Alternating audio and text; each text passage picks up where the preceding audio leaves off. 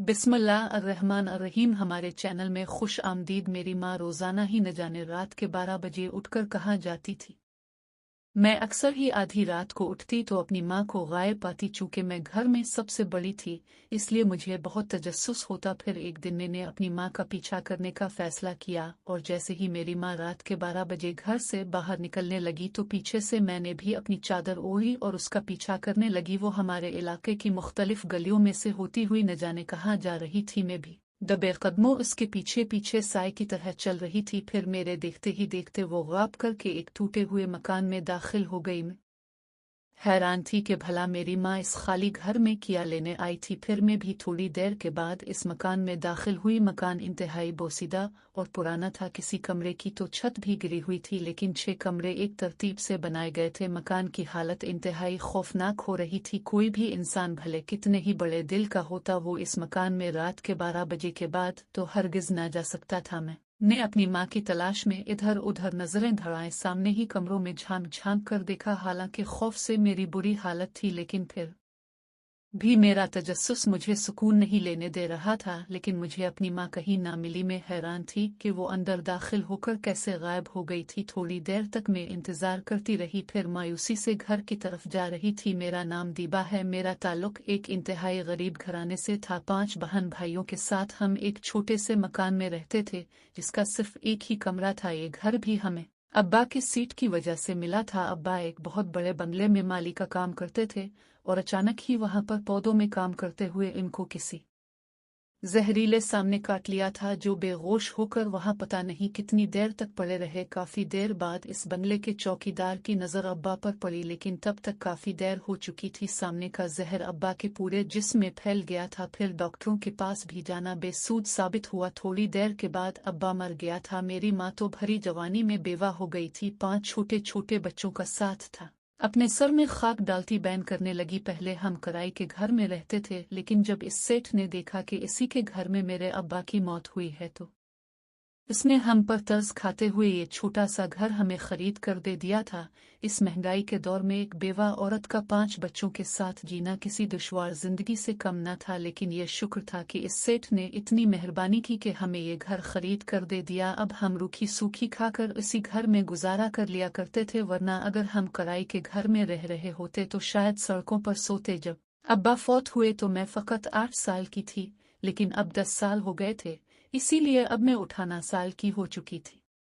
जबकि छोटे बहन भाई भी बड़े हो रहे थे।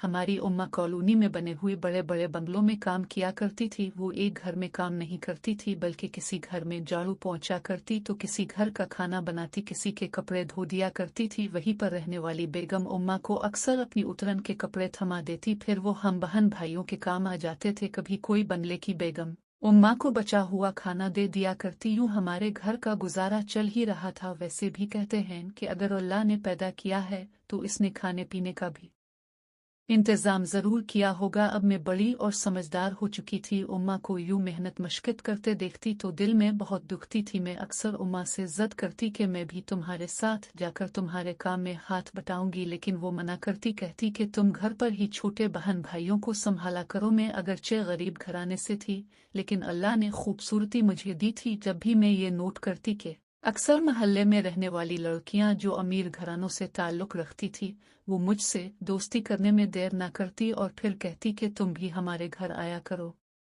दीबा। लेकिन उम्मा ने मुझे किसी भी लड़की से दोस्ती करने से सख्त मना कर रखा था। उनका कहना था कि अगर तुम अमीर लोगों से दोस्तियां पालोगी तो फिर उन्हीं की तरह बनना पड़ेगा। उम्मा मुझे समझाती थी कि जितनी चादर हो इतने ही पांव फैलाया करो। जरूरत नहीं है किसी के यहाँ ज्यादा आने जाने की। यहाँ से बहुत दूर एक सरकारी स्कूल था जिसमें मैंने मैट्रिक तक पढ़ लिया था। मुझसे छोटे बहन भाई भी इसी सरकारी स्कूल में जाते थे। वहां पर यूनिफॉर्म भी फ्री मिलता था। किताबें और कॉपियां भी। उम्मा बेचारी ने सख्त मेहनत करके अब्बा के बाद हमें पाला था। मैं जिंदगी में बड़े बड़े ख्वाब देखा करती थी कि काश मैं उम्मा के लिए कुछ कर सकूं ताकि उनकी जिंदगी में भी आराम हो सुकून आ जाए। मैंने सोच रखा था कि मैं हरगिज शादी नहीं करूंगी बल्कि कुछ काम काज करके उम्मा का हाथ बटाऊंगी ताकि घर चलाने में उम्मा को अकेले मशक्कत न करनी पड़े। फिर एक दिन मुझ पर यह इंकिशाफ हुआ कि जब उम्मा रोजाना उठकर रात के 12 बजे के बाद न जाने कहाँ जाया करती थी। जब मैंने उनका पीछा किया तो वो इसी खाली घर में जाती थी जहाँ पर दिन में भी लोग न जाते। दरअसल जिस इलाके में हम रहते थे वहां पर अक्सर ही हिंदुओं के पुराने घर थे जिन्हें तोड़कर लोगों ने अपने घर बना लिया थे।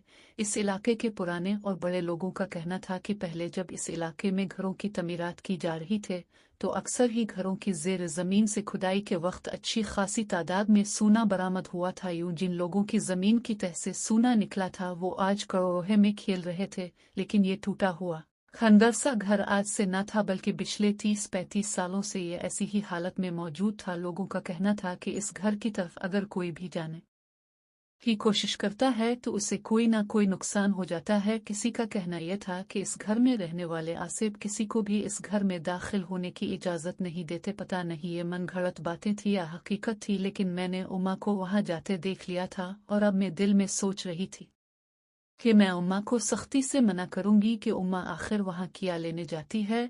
इतने सालों से हम रह रहे थे, लेकिन आज तक उम्मा ने ये बात नहीं सोची थी कि मैं भी इस आसिफ ज़दा घर में जाकर तहकीकात करूं। तो फिर आज ये किसके कहने पर ये सब कर रही थी। दूसरे दिन उम्मा पर मैंने ये जाहिर न होने दिया कि मैं उन्हें इस घर में जाता हुआ देख चुकी हूँ, इसलिए बातों ही बातों में पूछने लगी कि उम्मा मैं रात को उठी थी पानी पीने के लिए तो तुम अपने बिस्तर पर नहीं थी।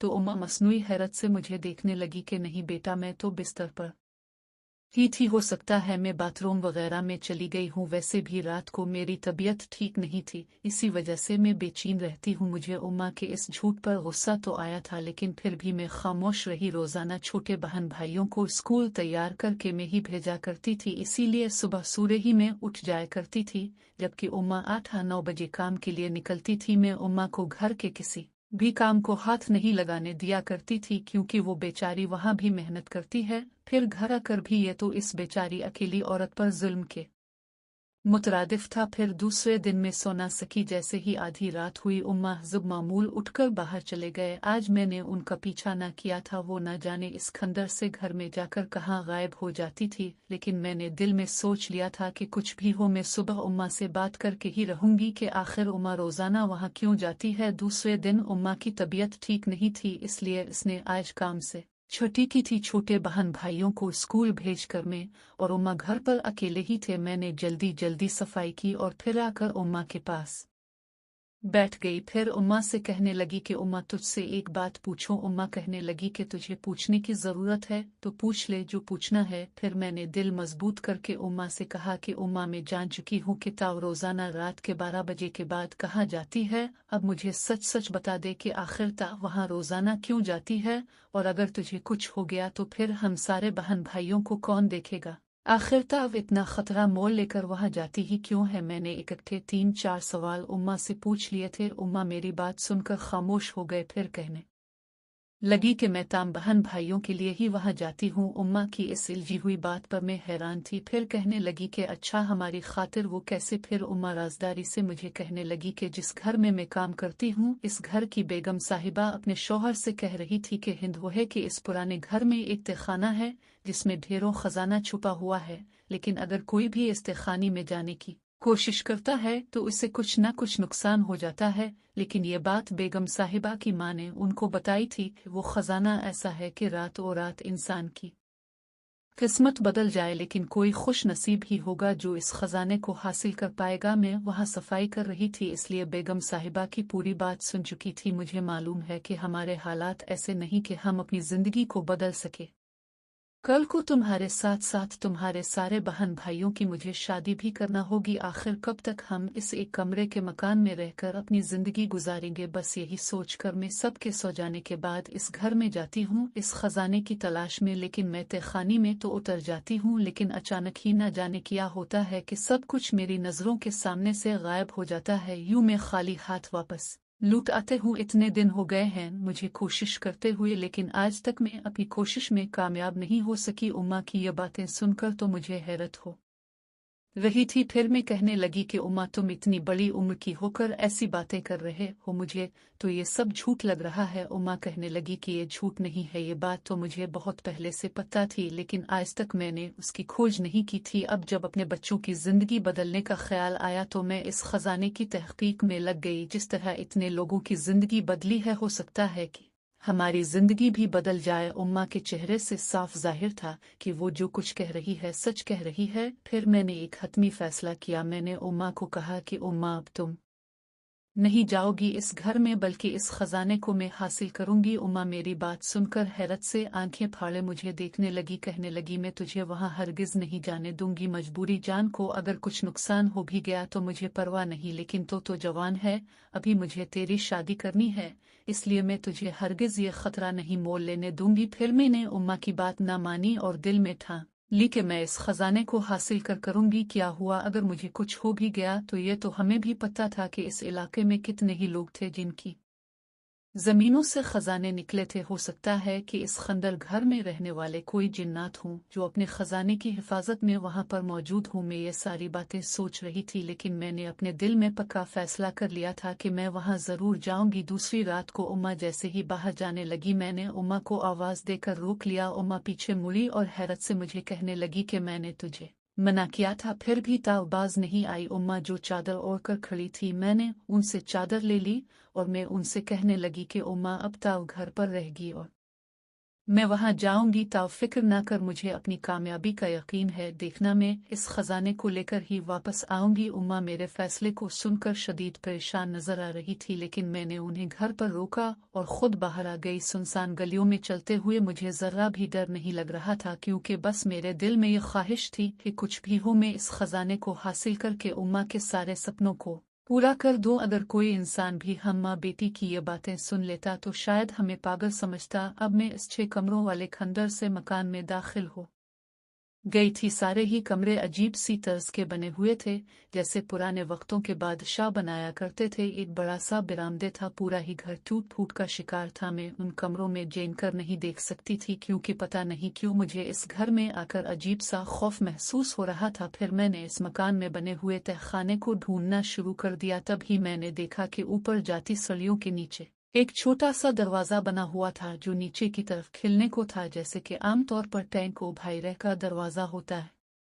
दरवाजा खोला तो चौंक गई, क्योंकि नीचे सलियां जा रही थी। इसका मतलब था कि यही तहखाना था। अब मैंने अपने दिल को मजबूत किया और अपनी चादर संभाल कर धीरे धीरे सलियां उतरने लगी। नीचे खूब अंधेरा था। यहाँ आकर मैं पुशमान हो गई, क्योंकि अगर मैं टूरीच साथ लेकर आती तो मुझे इतनी परेशानी न होती। अब मैं अंधेरे में हाथ पूंग मार मार कर उधर उधर देख रही थी। अचानक ही नीचे तहखाने से दरवाजा जोर से बजने की आवाज आए, जैसे किसी ने खोलकर बंद किया हो। मैं उछल ही पड़ी थी। बहादुर बनकर यहाँ तक तो आई गई थी, लेकिन अब मेरे आसान खित्ता हो रहे थे। अंधेरा इतना था कि मुझे ऊपर जाती हुई सलियां तक नजर नहीं आ रही थी। अचानक ही एक रोशनी सी चमकी और मुझे ऐसे लगा जैसे नीचे 2-3 कमरे बने हुए हों। फिर छत पर तेज रोशनी चमकी और अचानक ही वहां पर लगा हुआ पुराना बल्ब रोशन हो गया। मैं पूरी रोशनी में निहा गई थी और हैरत से गुम जब मैंने देखा तो एक एक करके तहखाने में बने हुए तीनों कमरों की लाइट जल गई थी। मुझे तहखाने का मंजर साफ नजर आ रहा था।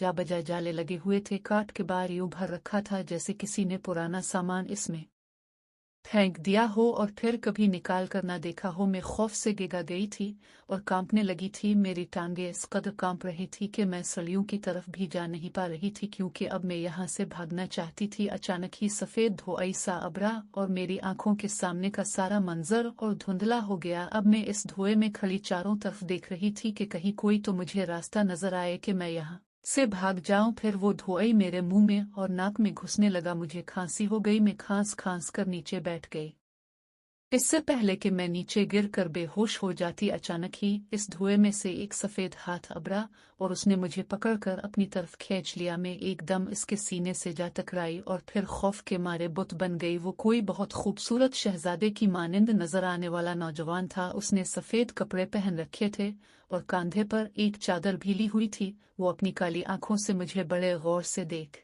रहा था। फिर कहने लगा कि आखिर तुम भी इस खजाने की तलाश में हो, बाकी इंसानों की तरह लालची होकर यहाँ तक आ गई हो। तुम तो निहायत खूबसूरत लड़की नजर आती हो। अब तो मुझे इतनी पसंद आ गई हो कि मैं तुम्हें इस तहखाने से बाहर नहीं जाने दूंगा। मैं उसकी बात सुनकर जर्द पड़ गई। फिर इससे कहने लगी कि मुझसे बहुत बड़ी गलती हो गई जो मैं यहाँ आ गई। खुदा के लिए मुझे बाहर जाने दो, मैं अपनी उम्मा के पास जाना चाहती हूँ। ठीक है, तुम अपने घर जा सकती हो, लेकिन इसके लिए मेरी एक शर्त है। वो नौजवान मुझसे कहने लगा, मैंने इस की बात सुनकर इससे कहा कि मैं आपकी हर शर्त मानने को तैयार हूँ, लेकिन अभी मुझे घर जाने दो। इस तहखाने में जो भी खजाना दफन है, इसे सिर्फ वही इंसान हासिल कर सकता है जो हम जिनजादों की मदद कर सके।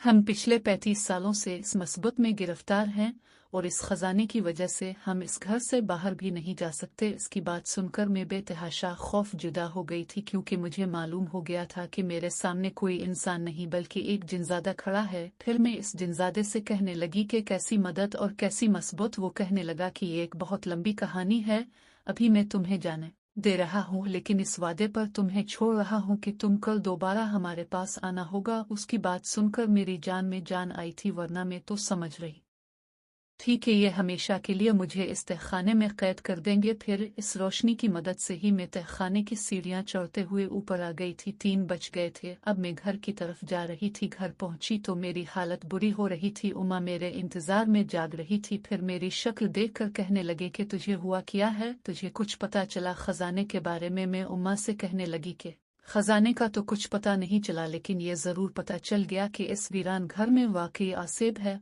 उमा मेरी बात सुनकर हैरत ज़दा हो गई। फिर कहने लगी कि क्या तुझे कोई जिन्नात वगैरह नजर आए हैं? वहां मैंने कहा कि हाँ उम्मा, एक जिनजादा मेरे सामने आ गया था। उसने मुझे इस वादे पर इस तहखाने से बाहर आने दिया है कि मैं कल वापस आकर उसकी कहानी सुनूंगी। उम्मा मेरी बात सुनकर शदीद परेशान हो गई। कहने लगी कि कोई ज़रूरत नहीं है तुझे वहां जाने की, अब मैं तुझे वहां नहीं जाने दूंगी। तो मैंने उम्मा को कहा कि अब मैं इससे वादा करके आई हूँ, अगर मैं वहां न गई तो ऐसा न हो वो यहाँ आ जाए मुझे लेने के लिए, और फिर क्या पता वो कोई खजाने का ऐसा राज बता दे जिससे हमें वो खजाना मिल जाए। उम्मा मेरी बात सुनकर चुप हो गई थी, लेकिन मैं दिल में सोच रही थी कि मैं वहां जरूर जाऊंगी। दूसरी सुबह मैंने मामूल के मुताबिक अपने काम निपटा लिए थे और उम्मा भी काम करने चली गई थी। मेरा दिमाग इसी वीरान घर में मौजूद जिन्नात के बारे में अटका हुआ था। अब बस मुझे रात होने का इंतजार था। मैं जल्द से जल्द वहां जाकर इस खजाने के बारे में मालूमात हासिल करना चाहती थी। शाम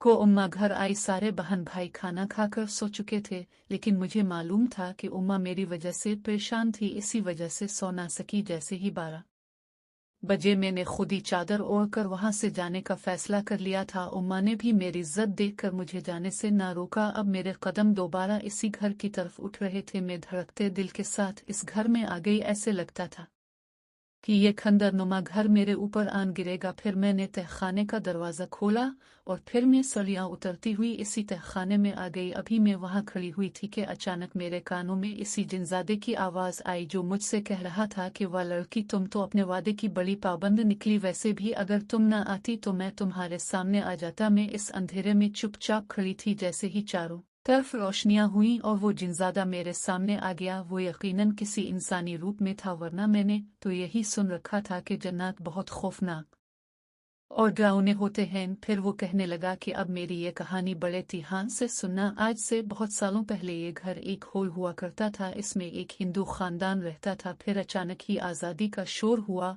और इस घर में रहने वाले हिंदू निहायत परेशान रहने लगे। उन्होंने इस तहखाने के नीचे एक मंदिर बनाया हुआ था जिसमें वो अपनी पूजा करते थे। चूँकि हम भी शुरू से ही इस घर में रहते आए थे तो हमने भी यहाँ रहने की आदत बना ली थी। हमारे आबाओ अजदाद वो हिंदू खानदान जानता था, लेकिन जैसे ही हालात खराब हुए उन्होंने फैसला किया कि वो ये घर छोड़कर यहाँ से चले जाएंगे। जिस तरह वो इस मंदिर में पूजा पाठ करते थे, इसी तरह हमने भी इसी मंदिर में बसी रह किया हुआ था। इस घर के बराबर में एक बहुत बड़ा बंगला था जहाँ पर मुसलमान खानदान बसता था। दोनों के आपस में गहरे ताल्लुकात थे। जब हालात ज्यादा खराब हो गए तो हिंदू खानदान निहायत परेशान नजर आने लगा। फिर उन्होंने ये फैसला किया कि हम इस हवेली को छोड़कर चले जाएंगे, लेकिन इस हवेली में उनका बहुत सा खजाना मौजूद था और इतने खजाने को साथ लेकर जाना उनके लिए मुमकिन नहीं था। यूं इस परेशानी में कई दिन गुजर गए, लेकिन इस बात का कोई हल ना निकला था। फिर जब इस मुसलमान घराने के सरबराह ने इस हिंदू घराने के सरबराह को यूं परेशान देखा तो फिर उन्होंने सारी बात बता दी कि हम किस वजह से परेशान हैं और हम अपनी कीमती दौलत ना साथ लेकर जा सकते हैं, ना ही यहाँ छोड़ कर जा सकते हैं। तो उनका दोस्त जो मुसलमान था, उन्होंने इससे वदा लिया कि यह खजाना तुम हमारे पास रखवा कर जा सकते हो, लेकिन तुम जब भी वहां से वापस आओगे मेरा तुमसे वदा है कि तुम्हें इस खजाने में कोई खयानत नहीं मिलेगी, क्योंकि इस मुसलमान की यकीन दहानी पर इस हिंदू घराने इस मुसलमान की यकीन दहानी पर इस हिंदू घराने के सरबराह ने अपना सारा खजाना एक बड़ी सी देख में रखा और इस मुसलमान के हवाले कर दिया। वो यहाँ से रुखसत हो गए, लेकिन जाते जाते भी उन्होंने ये कहा था कि हम इस खजाने को वापस लेने जरूर आएंगे। फिर दोनों खानदानों ने आपस में आखिरी मुलाकात की और वो यहाँ से रुखसत हो गए। इस हवेली में रहने वाले लोग जब चले गए तो इस हवेली की सारी रौनकी भी अपने साथ ले गए। हम जो इस मंदिर में ही शुरू से रहते आ रहे थे, अब वो मंदिर बिल्कुल वीरान हो चुका था। वो न सिर्फ हिंदू इंसानों की इबादतगाह था, बल्कि हम भी वहीं पर इबादत करते थे। फिर चंद दिन बाद ही जब बहुत से लोग इस इलाके में आकर रहने लगे तो एक मुसलमान घराने ने इस हवेली पर भी कब्जा कर लिया। वो काफी दिन तक यहाँ पर रहते रहे, लेकिन उनका ध्यान इस्तेखानी पर ना गया। फिर इस मुसलमान घराने का एक नौजवान इस्तेखानी की खोज में लग गया। वो सीढ़ियाँ उतरता हुआ नीचे आ गया। जब उसने इस्तेखानी में एक मंदिर देखा तो उसे निहायत गुस्सा आया। उसने वो सारे मंदिर के बुत हटाकर वहां पर ताल्लू लगा दिया। हम वहां रहते आए थे, इसलिए हमें बहुत गुस्सा आया, लेकिन अभी हम अपनी मौजूदगी उन पर जाहिर नहीं करना चाहते थे। जिस तरह उन्होंने मंदिर का इतना बुरा हाल किया था, इसलिए हमें डर था कि कहीं ये हमें भी कोई नुकसान पहुंचाने की कोशिश न करें। चंद दिन हम खामोश इस मुसलमान घराने का रहन सहन देखते रहे। फिर अचानक ही एक औरत के हाथ इस खजाने का खोज लग गया। उसे कुछ कागजात मिले थे जिसमें यह लिखा हुआ था कि इस घर में बहुत बड़ा खजाना रखा था। कुछ तस्वीर थीं जिनसे यह साबित होता था कि इस हवेली में बहुत बड़ी दौलत मौजूद थी। क्योंकि इस पूरे खानदान में एक हलचल सी मच गई, वो लोग खोज दर खोज करने लगे कि हो सकता है यहाँ पर जरूर कोई बड़ा खजाना दफन हो। वैसे भी इस इलाके के जितने भी घर थे, सब ही के जीरे जमीनों से कुछ न कुछ निकल रहा था। यूं इस हवेली में रहने वाले इस मुसलमान घराने ने पूरी हवेली का फर्श खुद डाला। जब उन्हें कुछ भी न मिला तो वो निहायत गुस्से में नजर आने लगे, लेकिन जिस पड़ोसी मुसलमान खानदान के पास वो हिंदू घराना अपना खजाना रखवा कर गया था, अब वो भी शदीद परेशान नजर आने लगे थे। वो नहीं चाहते थे कि इस हवेली में रहने वाले इस घराने को खजाने के बारे में मालूम हो जाए। हमें उनका ये रवैया देखकर बहुत गुस्सा आ रहा था, इसीलिए फिर हमने अपनी मौजूदगी उन पर जाहिर करना शुरू कर दी। जब वो रात को यहाँ सोते तो हम उन्हें सताना शुरू कर देते। कभी किसी बर्तन को उन पर गिरा देते तो कभी किसी दरवाजे को बंद करते और खोल देते। अब इस घर में रहने वाले लोगों को हम पर शक होने लगा कि जरूर इस हवेली में कोई गैर फितरी मखलूक रहती है। फिर उन्होंने एक मौलवी बुलवाया जिसने हम पर आकर अमल करना शुरू कर दिया। इस मौलवी के अमल करने से हम उनके सामने जाहिर हो गए थे। हमें देखकर वो निहायत खौफजदा नजर आने लगे। इस मुसलमान घराने ने बहुत ज्यादा इस हवेली की तोड़ फोड़ कर दी थी। फिर चंद दिन तक वो इस हवेली में रहे और फिर खौफजदा होकर यहाँ से चले गए। उनके जाने से हमें भी सुकून महसूस हो रहा था। फिर चंद दिन बाद दोबारा हालात फरब होना शुरू है। अब वो मुसलमान खानदान भी इस इलाके में रहने पर खुश न था, लेकिन उनके पास हिंदू घराने की अमानत रखी हुई थी। वो भला उसे कैसे छोड़कर यहाँ से जा सकते थे। फिर एक रात जाने से पहले वो इस्तेखानी में आए। उन्होंने इस्तेखानी का फर्श खोल कर वो सारा कीमती खजाना इस फर्श के नीचे दफन कर दिया। फिर उन्होंने ऊंची आवाज में ऐलान किया कि जो भी इस मंदिर में शुरू से रहते आ रहे हैं, वो इस खजाने की हिफाजत करेंगे मरते दम तक। उनकी ये बात सुनकर हम हैरान हो गए। उन्होंने एक अमल के जरिए हमेशा के लिए हमें इस खजाने का मुहाफिज मुकर्रर किया और खुद यहाँ से चले गए। अब इस खजाने का राज अब इस खजाने का राज तो हम जानते थे, या फिर वो मुसलमान घराने आज इस बात को कई साल बैठ गए हैं, लेकिन आज तक वो हिंदू घराना वापस नहीं आया जिसका ये खजाना आज भी हमारे पास महफूज है। लेकिन हम यहाँ के कैदी बनकर रह गए हैं। इसके बाद जो भी यहाँ इस हवेली में रहने आया, हमने इसे यहाँ टिकने ना दिया, क्योंकि हम जानते थे कि वो न सिर्फ खजाने की तलाश में होगा बल्कि हमें भी नुकसान पहुंचाने की कोशिश करेगा। देखते ही देखते इस पूरे इलाके में हमारी दहशत बैठ गई और हमारी वजह से यहाँ पर कोई कदम भी ना रखता। लेकिन हमें हैरत हुई जब एक बड़ी औरत रोजाना यहाँ पर खजाने की तलाश में आने लगी। वो एक मजबूर और लाचार औरत नजर आती थी। भले ही वो यहाँ खजाना ढूंढने आती थी, लेकिन उसे इस्तीखाने के बारे में मालूम न था। लेकिन तुम जब इस औरत के पीछे आई तो मैंने तुम्हें देख लिया था और तुम्हारी माँ को तुम्हारी नजरों से गायब कर दिया था, जो हर कमरे में मौजूद काट के बार को खोल खोल कर देखती थी। लेकिन फिर मैंने अमल करके ये पता लगाया था कि तुम इसी औरत की बेटी हो और तुम भी खजाने की तलाश में इस हवेली में आई हो। अगर तुम इस खजाने को हासिल करना चाहती हो तो हमें कोई एतराज नहीं है, लेकिन तुम्हें इसके लिए एक काम करना होगा। यहाँ से बहुत दूर एक गांव है जिसका नाम हासिलपुर है। हमें सिर्फ इतना पता है कि जो मुसलमान घराना हमें इस खजाने का मुहाफिज बना कर गया था वो इसी गांव में रहता है। हो सकता है कि उनका कोई ऐसा बुजुर्ग जिंदा हो जिसको ये सारी कहानी मालूम हो। अब तुमने इस घराने के इसी फर्द को लेकर आना है जो सबसे बुरा होगा वो इस हवेली में आकर हमें इस वादे से आज़ाद कर दे ताकि हम यहाँ से मुक्ति पाकर हमेशा के लिए इस हवेली को छोड़कर यहाँ से चले जाएं, क्योंकि हम भी तंग आ गए हैं। अब इस खजाने की हिफाजत करते करते तुम एक मासूम और गरीब लड़की नजर आती हो, इसीलिए हमने तुम्हारी मदद करने का फैसला किया है। इससे पहले जितने भी लोग इस खजाने की तलाश में आए थे वो निहायत लालची और जालिम नजर आते थे। अगर तुमने हमारा ये काम कर दिया